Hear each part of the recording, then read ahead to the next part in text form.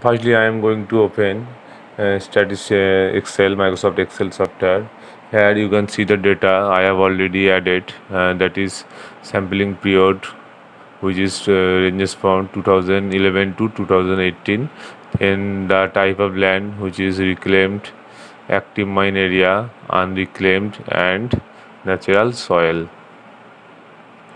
Uh, from this data, I am going to calculate the by selecting sampling period and reclaim and any on carry any on result which is reclaimed. I am going to select insert and then select scatter. From the scatter tab, just simply scatter first tile, and the result will be calculated on the basis of these two variable. You can see the sampling period, which is independent and shown in x-axis. On the other hand, the reclaimed land data, which is shown against the x-axis, and shown is plotted in y-axis. After that, by selecting the data in data, you can, by selecting the graph, you can see the reclaimed land and the data is shown in the in the row, and you just simply need to extend it to cover up to cell which cover the entire data.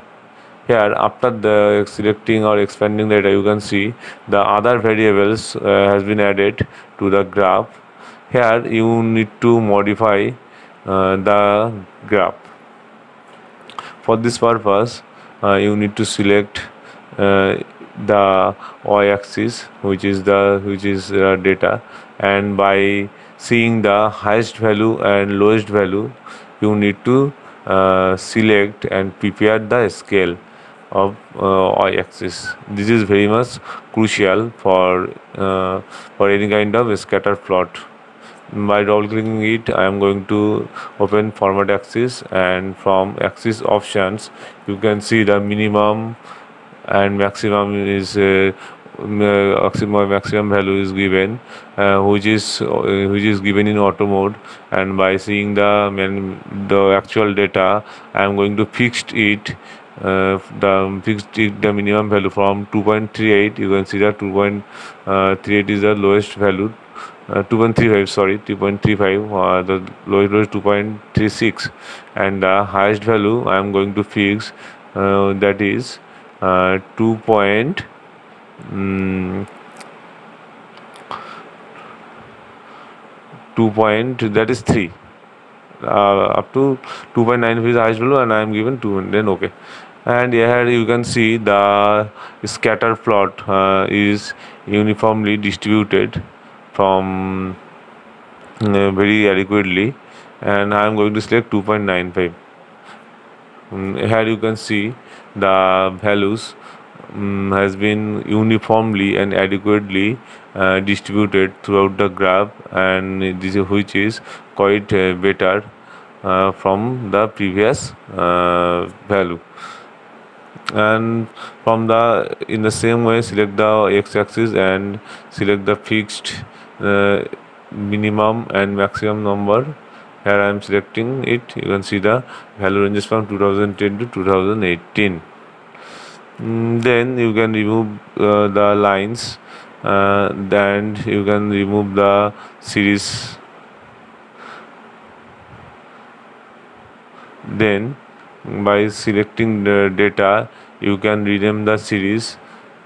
Firstly, you need to select any series, and then by clicking edit tab, you need to select it from the actual data. Here I am selecting series 2 and click on edit, and then select active mine area. You can see the series 2 has been renamed into active mine land. In the same way, I am going to rename all the series. Here you can see the lastly, which is natural soil, which has been renamed into natural soil. You can see the 4 type of data which is reclaimed, active mine, unreclaimed, and natural soil, is uniformly distributed in a same scatter plot.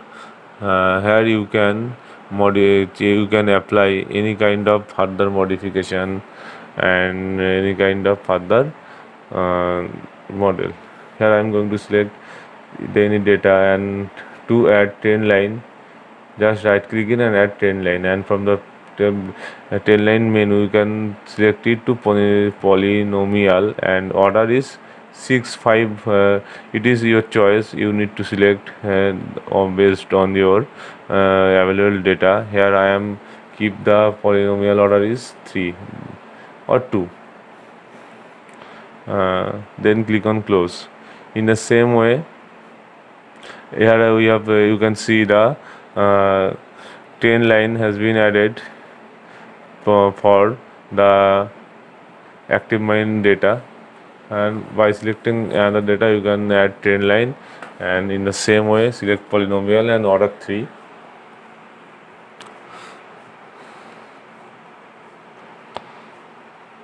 In the same way add train line for rest of the data. You can see the polynomial, you can see the tail line has been added to the existing graph. From axis title, from the layout tab and axis title, you can provide the y-axis and x-axis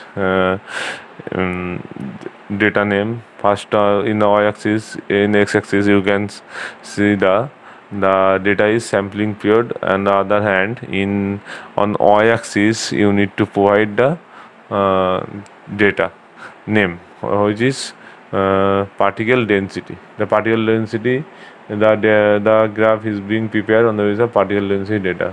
That's why I am selecting particle density, and you can modify it by reducing or enlarging the size or font type.